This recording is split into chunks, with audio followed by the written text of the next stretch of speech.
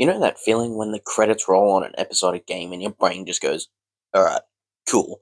When season 2, that's the energy around Dispatch right now. It's not your usual superhero power fantasy. You're not flying around punching meteors, you're stuck behind a crusty old computer at the superhero dispatch network, sending unstable heroes and reformed villains out to deal with absolute chaos. You play as Robert Robertson III, ex-mecha hero, now demoted to glorified call center worker, managing the Z-Team, the world's most chaotic group of "we're trying, okay" supers. Season 1 landed way better than anyone expected. Big cast, strong reviews, word of mouth all over YouTube and TikTok, so the big question is, do we actually get a Season 2, or is this one of those cult classic never continued heartbreaks? Right now, there's no official Dispatch Season 2 announced. No trailers, no key art, no release window, so anyone saying it's confirmed is just coping. But we do know a few things. The game sold really well for a narrative title. Reviews have been super positive, especially around the writing and performances. The devs have openly said Season 2 is something that they're seriously thinking about, not just,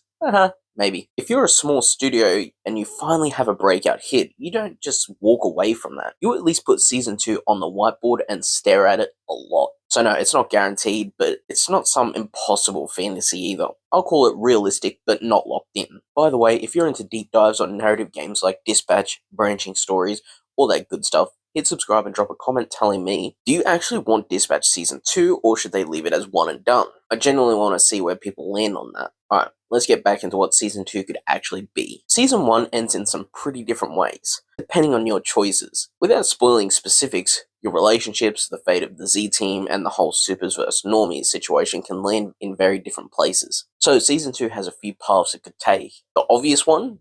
Read your Season 1 save, and continue your version of the story. Your Season 2 might reflect who you kept on the team, who you pissed off, who you redeemed or ruined, how the public sees the Z-Team. That's the dream scenario for players. Your choices matter long term, but it's expensive as hell for a small studio to support all those branches. Another option? Keep Dispatch's world, but hand the camera to someone new. You could be a rival dispatcher in another city, someone higher up in SDN, or even a former villain trying to navigate the system from the other side. Robert and the Z-Team could still exist, but more as recurring characters instead of absolute center of everything.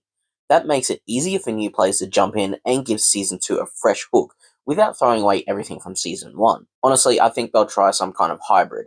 Your save carries flavor and context, but they funnel everyone into a more unified starting point so the branching doesn't explode the dev team. As much as I love what Dispatch does, Season 2 can't just be more of the same. First, a lot of choices in Season 1 pay off later, which is cool narratively, but sometimes it makes the earlier episodes feel a bit too safe. Season 2 needs more immediate consequences, characters reacting hard in the moment, visible changes in the office, city, or mission board based on your calls. I want to feel like, oh, I messed up. I can see that. Next, the mission map is such a cool idea that feels one step away from greatness. Imagine in Season 2, mission chains that evolve depending on who you send. Long-term fallout like heroes getting injured, quitting, or becoming bitter. A sense of office politics between teams or rival branches.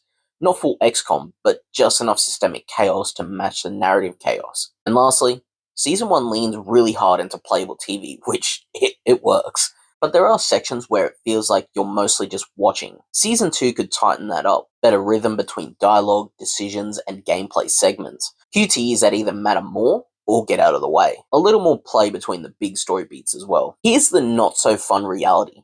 AdHoc is not some huge AAA machine. They've talked before about how rough the road to Dispatch was. Funding issues, scrap versions, long development. Season 2 isn't just flip a switch, it's years of writing, recording, animating, testing, while they're also trying to work on other projects. So the real question isn't just, do they want to make Season 2? It's also, can they afford to without burning out the studio? That's why everything around Season 2 right now is careful language. A lot of we're thinking about it and not a lot of see you next year. So will we get Dispatch Season 2?